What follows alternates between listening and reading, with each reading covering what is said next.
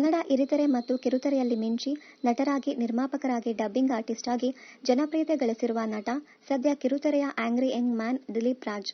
ಜೀ ಕನ್ನಡದಲ್ಲಿ ಪ್ರಸಾರವಾಗುತ್ತಿದ್ದ ಹಿಟ್ಲರ್ ಕಲ್ಯಾಣ ಸೀರಿಯಲ್ನಲ್ಲಿ ಎಜೆ ಪಾತ್ರದಲ್ಲಿ ಅದ್ಭುತವಾಗಿ ನಟಿಸುವ ಮೂಲಕ ಕಿರುತೆರೆ ಪ್ರೇಕ್ಷಕರ ಮೋಸ್ಟ್ ಫೇವರೇಟ್ ಹೀರೋ ಆಗಿ ಮಿಂಚಿದ್ದರು ದಿಲೀಪ್ ರಾಜ್.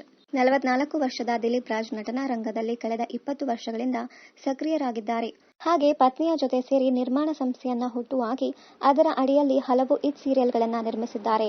ಹಿಟ್ಲರ್ ಕಲ್ಯಾಣ ಕೂಡ ಇವರದೇ ನಿರ್ಮಾಣದ ಸೀರಿಯಲ್. ದಿಲೀಪ್ ರಾಜ್ ಅವರದು ಲವ್ ಕಮ್ ಅರೇಂಜ್ ಮ್ಯಾರೇಜ್. ಇವರ ಪತ್ನಿ ಶ್ರೀವಿದ್ಯಾ ಕೂಡ ನಿರ್ಮಿಸುತ್ತಿದ್ದು ಹಲವರಿಗೆ ಕೆಲಸ ನೀಡಿದ್ದಾರೆ ಈ ದಂಪತಿಗಳು.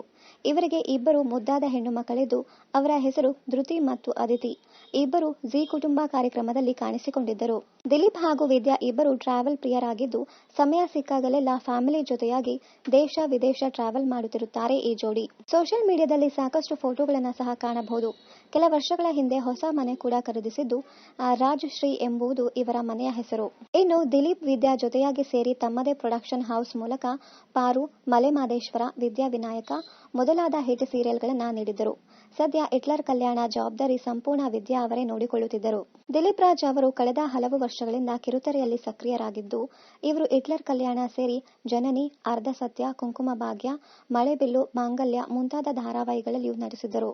ಸೀರಿಯಲ್ ಮಾತ್ರವಲ್ಲ, ಚಲನಚಿತ್ರಗಳಲ್ಲಿಯೂ ನಟಿಸಿ ಸೈ ಎನಿಸಿಕೊಂಡಿರುವ Dilip 7 o'clock, boyfriend, crazy star, love guru, challenge, Tony, U turn, Milana ಸಿನಿಮಾದಲ್ಲಿಯೂ ಪುನೀತ್ ರಾಜ್ಕುಮಾರ್ ಎದುರು ಖಳನಾಯಕರಾಗಿ ಸಹ ನಟಿಸಿದ್ದರು.